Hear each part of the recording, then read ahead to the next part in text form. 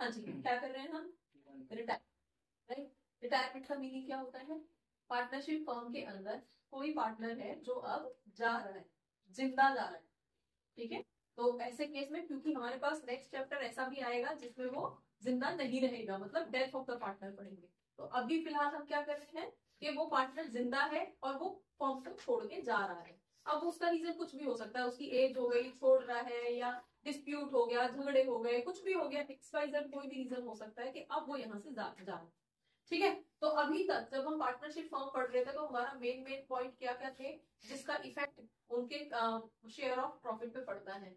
उनका प्रॉफिट कितना है ये हमें कैलकुलेट करना है, ठीक है। अब क्योंकि पार्टनर जो है रिटायर होकर जाएगा तो वो कहीं भी जा सकता है, वो बीच में जाएगा, अगर साल कंप्लीट करके जाएगा फिर तो पूरे साल का शेयर उसको मिलेगा, हर चीज का पूरे साल का प्रॉफिट मिलेगा, पूरे साल का रिजर्व का शेयर मिलेगा, पूरे साल का गुडविल का पैसा मिलेगा, सब कुछ मिलेगा उसको कंप्लीट ईयर का।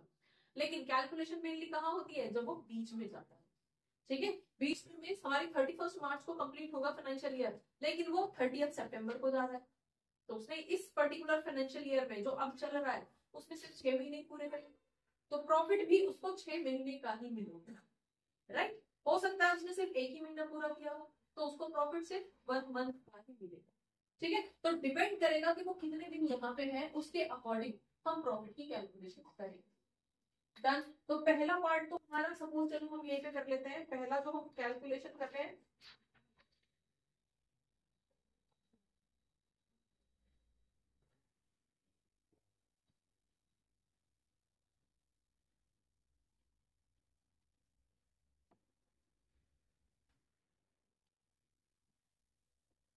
चलिए। तो फर्स्ट जो हम यहाँ पे कैलकुलेशन कर रहे हैं, हम बोल रहे हैं प्रॉफिट की कैलकुलेशन करनी है। और प्रॉफिट की कैलकुलेशन कैसे होगी? सपोज अगर 31 मार्च को या 30 सितंबर को पार्टनर रिटायर होके जा रहा है, तो इसकी कैलकुलेशन, अब उसको कितने मंथ्स का प्रॉफिट मिलेगा? उसको सिर्फ 6 मंथ्स का प्रॉफिट मिलना है। समझ में आ गया? अब यहाँ पे पॉइंट आता है, और ये क्वेश्चन आपका 2 नंबर में अलग से भी आ जाता है, ये डेथ के केस में भी और रिटायरमेंट के केस में भी, क्योंकि दोनों ही केस में पार्टनर जा रहा है। तो प्रॉफिट, ये याद रखना, प्रॉफिट और आईओसी दो ऐसी चीजें होती हैं जो सिर्फ उतने टाइम पीरियड का दिया जाता है जितने टाइम पीरियड वो उस फाइनेंशियल ईयर में फॉर्म में था, ठीक है। जैसे आईओसी, तो कैपिटल भी उसकी 6 महीने के लिए थी, तो कैपिटल पे जो इंटरेस्ट लगेगा वो भी 6 मंथ्स का ही उसको दिया जाएगा, राइट। यही प्रॉफिट है, प्रॉफिट भी 6 मंथ्स का दिया जाएगा। अगर यही वहां पे जुलाई में जा रहा होता तो 1 जुलाई को जा रहा होता तो अप्रैल मई जून 3 महीने में दिया था, राइट। तो यहाँ पे अब 6 मंथ्स का प्रॉफिट कैलकुलेट कैसे किया जाएगा ये आप, क्योंकि प्रॉफिट कब होगा? इस पर्टिकुलर फिस्कल ईयर का, फाइनेंशियल ईयर का, हम सपोज कोई भी एग्जांपल ले लेते हैं, कोई भी फाइनेंशियल ईयर हम ले रहे हैं 2024 से लेके 25, सपोज ये फाइनेंशियल ईयर है, और इस फाइनेंशियल ईयर के अंदर, तो हम सपोज फाइनेंशियल ईयर ले रहे हैं 2024-25, कब कंप्लीट होगी ये? 31 मार्च 2025 को जाके ये फाइनेंशियल ईयर पूरा होगा। तो इस पर्टिकुलर फाइनेंशियल ईयर में हमने प्रॉफिट कितना कमाया है ये कब पता चलेगा? 31 मार्च 2025 को। लेकिन वो तो अभी 30 सितंबर 2024 को ही जा रहा है, 6 महीने में ही जा रहा है। तो ऐसे केस में हम प्रॉफिट कैसे कैलकुलेट करेंगे कि एक साल के बाद क्या प्रॉफिट होगा, उसमें से इसका हिस्सा कितना होगा, ये कैसे कैलकुलेट करेंगे? वहां पे कुछ ना कुछ हिंट दी जाएगी कि हम, क्योंकि आपने सबसे पहले क्या पढ़ा था? पार्टनरशिप डीड पढ़ी थी, और डीड के अंदर क्या लिखा हुआ था कि अगर कोई पार्टनर जाता है, रिटायर होके जा रहा है या डेथ की वजह से जा रहा है, तो ऐसे केस में उसको प्रॉफिट की कैलकुलेशन कैसे की जाएगी ये डीड में पहले ही लिखा हुआ है। तो उसके अकॉर्डिंग वहां पे सब जो भी हिंट दी गई होगी, हो सकता है सेल्स के बेसिस पे दे रखी हो कि पिछले साल सेल्स इतनी हुई थी और इतने परसेंट का प्रॉफिट हुआ था, तो उसी को ही इस बार भी आपको अज्यूम करके चलना है। इस बार आप कैलकुलेट कर लो कि कितनी सेल हुई है, उसका जो भी 10% सपोज है, तो 10% हम इस बार का प्रॉफिट मान लेंगे और 6 मंथ्स के अकॉर्डिंग कैलकुलेट करके दे देंगे, ठीक है। तो हम यहाँ पे सपोज इसी का ही पहले कैलकुलेट कर लेते हैं ऑन सेल बेसिस, ठीक है। सेल बेसिस, अगर आपको दे रखा है कि पिछले साल सेल कितनी हुई थी, सेल के बेसिस पे प्रॉफिट कैलकुलेट करना है, तो पिछले साल सपोज मान रहे हैं लास्ट ईयर जो सेल्स थी दैट वाज 10 लाख रुपीज, ठीक है। और जो पिछले साल जो प्रॉफिट हुआ था, हम प्रीवियस ईयर की बात कर रहे हैं, पिछले साल जो प्रॉफिट हुआ था वो 10% हुआ था। इसका मतलब क्या है? इसका मतलब है 1 लाख रुपीज का प्रॉफिट हुआ था पिछले साल। ठीक है, यहाँ तक क्लियर। अब इस साल का प्रॉफिट कैसे कैलकुलेट करेंगे इससे अब हम करंट ईयर की बात कर रहे हैं, तो करंट ईयर में इस साल का प्रॉफिट कैसे कैलकुलेट करेंगे। मान लेते हैं करंट ईयर की जो सेल है that is 20 lakh. Current year की सेल 20 लाख है और आपके डीड में लिखा हुआ है कि हम जब भी कोई रिटायरिंग पार्टनर होगा उसके प्रॉफिट की कैलकुलेशन के लिए पिछले साल की जो भी सेल रही होगी उसी परसेंटेज को यूज करके हम प्रॉफिट अज्यूम कर लेंगे। ठीक है, तो सपोज यहाँ पे हम क्या रहेगा, हमारा जो प्रॉफिट रहेगा वो कितना हो जाएगा, प्रॉफिट अगेन 10% माना जाएगा क्योंकि पिछले साल 10% था। ठीक है जी, तो इस बार भी हम क्या करेंगे 10% मानेंगे, तो इस हिसाब से तो 2 लाख रुपीज होगा हमारा प्रॉफिट। यहाँ तक किसी को कोई इशू, 2 लाख रुपए होगा। अब हमें कितने उसकी कैलकुलेशन करनी है, हमें कैलकुलेशन करनी है 6 मंथ्स, राइट। और हम मान के चलते हैं कि हमारे जो पार्टनर थे ए बी और सी और इनका जो रेशो था 1:1:1 इक्वल था। 3 पार्टनर थे, ठीक है, और रेशो क्या था 1:1:1 इक्वल रेशो था। तो ऐसे केस में यहाँ पे क्या रहेगा, ये प्रॉफिट क्या है, ये तो पूरे साल का प्रॉफिट आया है 2 लाख रुपए। तो पहले तो इस प्रॉफिट को 6 महीने में कन्वर्ट करोगे, समझ में आ रहा है, पहले इस प्रॉफिट को 6 महीने में कन्वर्ट करोगे तो 6 महीने के लिए आपका क्या हो जाएगा, प्रॉफिट फॉर 6 मंथ्स कितना हो जाएगा 6 मंथ्स के लिए आधा। क्लियर, तो 1 लाख रुपीज तो प्रॉफिट होगा। अब इस 1 लाख रुपीज में तीनों का हिस्सा होगा ना, तीनों का कितना 1:1:1। तो आप जो भी है क्योंकि हमने क्या लिया इक्वल इक्वल लिया है तो हम मान लेते हैं कितना 33,000 इसके हिस्से में, 33,000 समथिंग इसके हिस्से में, 0.33 अपने अकॉर्डिंग लगा लेना और 33,000 इसके हिस्से में। ऑलमोस्ट समझ में आ गया, 33,333 इस तरह से करके तीनों के हिस्से में आ जाए। तो इस तरह से इस बंदे का सपोज सी ही जा रहा था तो सी का जो प्रॉफिट कैलकुलेट होगा वो इस तरह से, समझ में आ गया। ये किस बेसिस पे प्रॉफिट कैलकुलेट करूंगा, सेल्स बेसिस पे। देन अगर ये भी आपसे बोल दिया जाता पिछले 4 सालों के एवरेज प्रॉफिट के बेस पे आपको उसका प्रॉफिट देना है, प्रॉफिट की कैलकुलेशन किस बेस पे करनी है, पिछले साल के, हम यहाँ पे नेक्स्ट पॉइंट कर रहे हैं लास्ट एवरेज प्रॉफिट के बेस पे, ठीक है, on the basis of average profit. Clear हो गया, एवरेज पिछले सालों के जो भी प्रॉफिट दे रखे हैं उनका पहले क्या करोगे, पहले आप कैलकुलेट करोगे average profit. Done, average profit निकालोगे और एवरेज प्रॉफिट कैसे निकालना है, जो भी पिछले सालों के प्रॉफिट या लॉस दे रखे होंगे उनको प्लस माइनस करोगे, प्रॉफिट है तो प्लस और अगर कोई लॉस था तो माइनस, और डिवाइडेड बाय, सपोज 4 सालों का था तो डिवाइडेड बाय 4, ठीक है, 5 सालों का था तो डिवाइडेड बाय 5, जो भी बोला जाए क्वेश्चन के अंदर।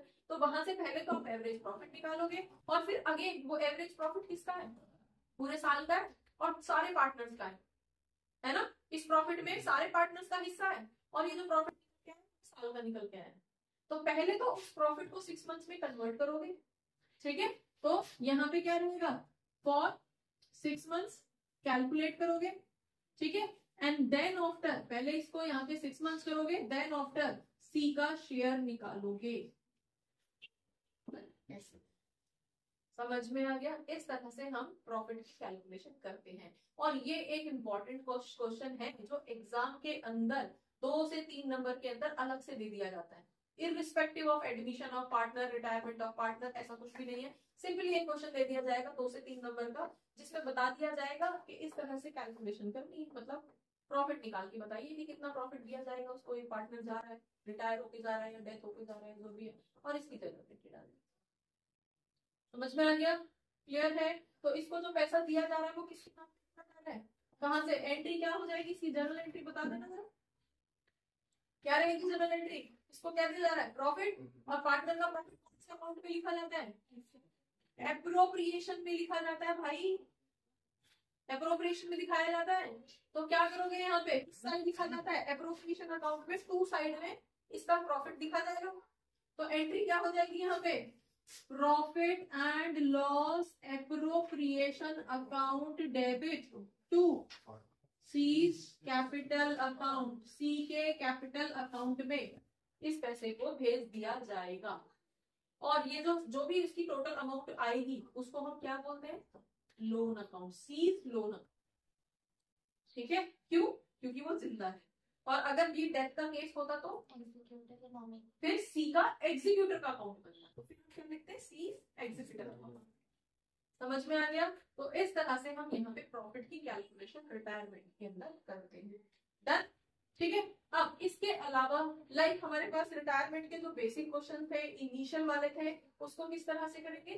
जैसे हमारे पास दे रखा था एबीसी तीन पार्टनर है, हमारे पास ए बी और सी तीन पार्टनर है, सी जा रहा है, इक्वल इनका रेशो था, फाइन। अब यहाँ से सिंपली बोला जा रहा है सी जा रहा है। ये बहुत छोटी छोटी सी चीजें हैं जो एमसीक्यू में उसमें छोटे शॉर्ट आंसर्स में आपके आंसर गलत करवा देती है। कुछ भी नहीं बोला, बस ये बोला सी चला गया, बचे कौन? A B. और बोल दिया न्यू पीएसआर निकालो। क्या हो जाएगा न्यू पीएसआर? बताना जरा। 1:1। क्यों? इसको गायब भी कर देंगे हम। पहले ये एक प्रॉफिट 3 हिस्सों में बट रहा था, अब एक तो चला गया, अब ये एक प्रॉफिट जो है 2 हिस्सों में बटेगा। तो अगर हम फ्रैक्शन में बोलेंगे तो अभी क्या है रेशो? 1/3, 1/3, 1/3। और जब सी के जाने के बाद रेशो क्या हो जाएगा? 1/2, 1/2। तो यहाँ से गेन सेक्रीफाइस निकल जाए। ठीक है, यहाँ पे गेन निकालते हैं या सेक्रीफाइस निकालते हैं? सी चला गया तो क्या निकलेगा? ए और बी को क्या होगा? सी के जाने से ए और बी को गेन होगा। इसका प्रॉफिट, इसके हिस्से में जो प्रॉफिट आ रहा है वो किसको मिलेगा? इन दोनों में बटेगा। ठीक है, तो जब हमसे और कोई इंफॉर्मेशन नहीं दी जाएगी तो हम इस तरह से रेशो बता देंगे न्यू पीएसआर। और अगर आपसे ये बोला जाएगा कि सी तो जा रहा है और अपना शेयर ए को देके जा रहा है, तो ऐसे केस में क्या होगा? जो भी सी का शेयर है, कितना है सी का शेयर? 1/3 है भी, तो 1/3 किसके उसमें, किसके हिस्से में ऐड हो जाएगा? ए के हिस्से में ऐड हो जाएगा। 1/3 प्लस 1/3 तो उसका 2/3 हो जाएगा और रेशो क्या बन जाएगा? 2:1 हो जाएगा, क्योंकि इसके हिस्से में तो 2 आ गए और इसके हिस्से में। तो या तो आपको इन्फॉर्मेशन दी जाएगी कि सी के जाने से या बी जा रहा है, जो भी जा रहा है वो अपना हिस्सा किसको देके जा रहा है। ठीक है, और अगर ऐसा कुछ भी नहीं बोला गया है तो उसको हम हटा देंगे और बाकी का रेशो निकालेंगे। अब इसी से सपोज यही से हमने कैलकुलेट कर लिया कि आपसे बोला जा रहा है कि ये तो जा रहा है और गुडविल जो थी, फर्म की जो गुडविल थी वो गुडविल है सपोज 3 लाख रुपीज। तो 3 लाख रुपीज में से उसका हिस्सा कितना था? 1 लाख, 1 लाख, 1 लाख, तीनों का हिस्सा है। ठीक है, तो इस 1 लाख रुपीज को कौन पे करेगा? वो जा रहा है, तो ये गुडविल का अमाउंट अब किसको मिलेगा? प्रॉफिट किसको होगा? गुडविल का। गुडविल भी तो इनके हिस्से में आएगी और के हिस्से में। ठीक है, तो ऐसे केस की पेमेंट कौन करेगा? जब कोई भी वैल्यू नहीं दी गई थी कि सी किस जा रहा है और किसको देके जा रहा है, ऐसा कुछ भी नहीं था, सिर्फ ये बोला था ए बी सी पार्टनर है, सी जा रहा है, खत्म, क्वेश्चन यही खत्म। तो फिर इसका मतलब क्या है? उसके जाने से ए और बी दोनों को फायदा होगा। ठीक है, दोनों गेन करेंगे और किस रेशो में करेंगे? इक्वली रेशो में ही करेंगे। तो फिर ऐसे केस में पेमेंट भी इन्हें इक्वल करनी पड़ेगी। उसके हिस्से की गुडविल कितनी होगी? अगर हम सी का शेयर निकालते हैं गुडविल के अंदर तो कितना होगा? 1 लाख रुपीज। तो 1 लाख रुपीज में से 50,000 तो ए देगा और 50,000 बी देगा। इस तरह से उसके 1 लाख रुपए गुडविल के पूरे किए जाएंगे और उसको दिए जाएंगे। समझ में आ गया? लेकिन अगर बोल दिया जाता कि वो अपना पूरा शेयर किसको देके जा रहा है? ए को देके जा रहा है, तो फिर कौन देता है इस गुडविल के पैसे को? पूरा का पूरा 1 लाख रुपए कौन पे करता? ठीक है, अब जा रहे हैं तो उसको देनी पड़ेगी, तो कौन देगा ये क्वेश्चन बताएगा। ठीक है, और एंट्री क्या करोगे इसमें? यहाँ पे एंट्री क्या करोगे? सी को तो पैसा मिलेगा तो सी के अकाउंट को तो क्रेडिट किया जाएगा। समझ में आया? तो अभी हमारे पास क्या रहेगा? ए को डेबिट करेंगे, बी को डेबिट करेंगे। ठीक है, कितने कितने अमाउंट से? 50,000 दोनों का डेबिट होगा, क्योंकि यहाँ पे कौन है? इक्वल गेन कर रहे हैं, कोई इन्फॉर्मेशन नहीं दी है। और ये पूरा का पूरा पैसा कहाँ चला जाएगा? सी के कैपिटल अकाउंट में चला जाएगा। और इस तरह से हम एंट्री, ये बहुत छोटी छोटी चीजें हैं, अगर क्लियर नहीं होगी तो क्वेश्चन मिस्टेक हो जाती है। क्लियर? यहाँ तक समझ में आ गया? ठीक है, अब गुडविल की कैलकुलेशन समझ में आ गई किस तरह से करनी है। अब नेक्स्ट पॉइंट जो आता है वो होता है रिजर्व। ठीक है, रिजर्व या फिर ओल्ड प्रॉफिट्स। ठीक है, पुराने प्रॉफिट्स। तो पुराने प्रॉफिट किस रेशो में बटेंगे? तीनों उसमें, क्योंकि तीनों पार्टनर पुराने। ओल्ड रिजर्व, ओल्ड प्रॉफिट इसमें डिस्ट्रीब्यूट होते हैं old partners in old ratio. अब यहाँ पे तो तीनों ही ओल्ड है, तो तीनों का जो ओल्ड रेशो है उसी में वो पूरा रिजर्व, पूरा प्रॉफिट डिस्ट्रीब्यूट किया जाए। समझ में आया? क्लियर है? यहाँ तक किसी तरह की कोई कंफ्यूजन? ट्रीटमेंट ऑफ गुडविल समझ में आ गया? क्लियर? अब हम हिडन गुडविल भी अगर हमारे पास रहती है तो सबसे पहले हमें हिडन गुडविल कैलकुलेट करनी है। कैसे किया था? लास्ट उसमें हमने कर दिया था, तीनों की कैपिटल, ठीक है। और गुडविल आपको क्वेश्चन के अंदर दी जाएगी, वहां से आप कंपेयर कर लोगे, गैप आ रहा है इसका मतलब हिडन गुडविल है, ठीक है। और उसके बेसिस पे उनके आपस में ट्रांजेक्शन कर दी जाएगी। क्लियर हो गया? ठीक है, डन। आगे बढ़े। नेक्स्ट आपके पास आ जाता है रीवैल्यूएशन अकाउंट। तो रीवैल्यूएशन अकाउंट कैसे बनाते हैं? बच्चे कई बार कंफ्यूज होते हैं। रीवैल्यूएशन ये तो हमने उसका पीएसआर का किया था, अब हम एडमिशन का कर रहे हैं। आप कहीं पे भी रीवैल्यूएशन अकाउंट बनाओगे सेम ही होगा, ठीक है। सेम वैसे ही जैसे हमने पहले किया था, अभी भी वहां यहाँ भी वैसे ही बनेगा। वैसे ही रीवैल्यूएशन गेन या लॉस आएगा। फिर उसको कहाँ ट्रांसफर करोगे? उसको पीसीए के अंदर ट्रांसफर करोगे। और सेम मैनर में जैसे अभी तक पीसीए बन रहा था, पीसीए पार्टनर्स कैपिटल अकाउंट, अब यहाँ पे तीनों पार्टनर पूरे साल के लिए यहाँ पे हैं, राइट। एक पार्टनर है जिसके हिस्से में प्रॉफिट की वैल्यू कम आएगी और बाकी लोगों के हिस्से में ज्यादा आएगी, ठीक है जी। बाकी तो सब वही है, गुडविल प्रीमियम का पैसा उनको दिया जाएगा। यहाँ पे क्या रहेगा? ए और बी को डेबिट करेंगे पीसीए में, और सी के हिस्से में 1 लाख रुपए भेज दिया जाएगा।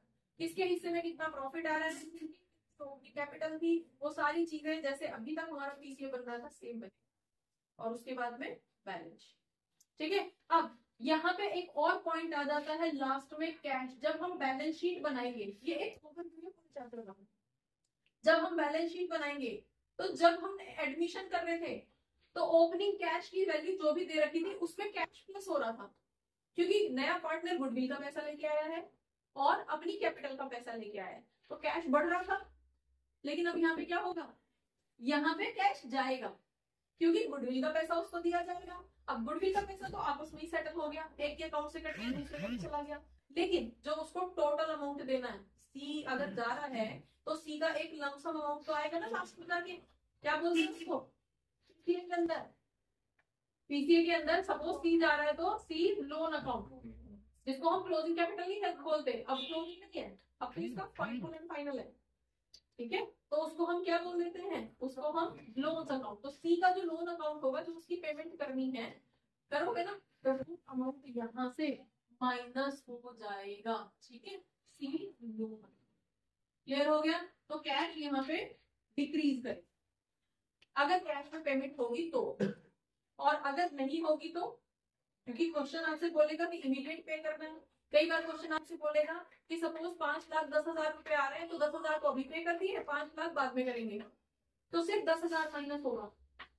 ये ध्यान रखना क्वेश्चन में, ठीक है। और अगर क्वेश्चन बोल रहा है कि अभी पेमेंट नहीं कर रहे बाद में करेंगे, तो ये फिर लोन अमाउंट कहा जाएगा, कैश में से माइनस नहीं होगा, फिर क्या होगा? ये बैलेंस शीट की लायबिलिटी में दिखाया जाएगा, सी लोन अकाउंट, ठीक है। और बैलेंस शीट जैसे अभी तक बन रही थी, जो अप हुआ है, जो प्लस हुआ है उसको प्लस कर, जो माइनस हुआ उसको माइनस करके लिखेंगे। बस ये ओवरव्यू आपके पूरे चैप्टर का है। क्लियर हो गया? समझ में आया? स्टिल जो भी प्रॉब्लम्स है उसको अभी सॉल्व करो। बच्चों, होपफुली बहुत सारे डाउट्स इस क्लास से रिलेटेड, इस टॉपिक से रिलेटेड आपके क्लियर हुए होंगे इस क्लास को देखने के बाद में। अगर रियली आपके कुछ डाउट्स क्लियर हुए हैं, आपको ये क्लास अच्छी लगी है, तो आप इसको लाइक करिए, सब्सक्राइब करिए और अपने फ्रेंड्स के साथ शेयर करिए। Thank you for watching. Keep watching, keep learning, and don't forget to share. Keep sharing. Thank you.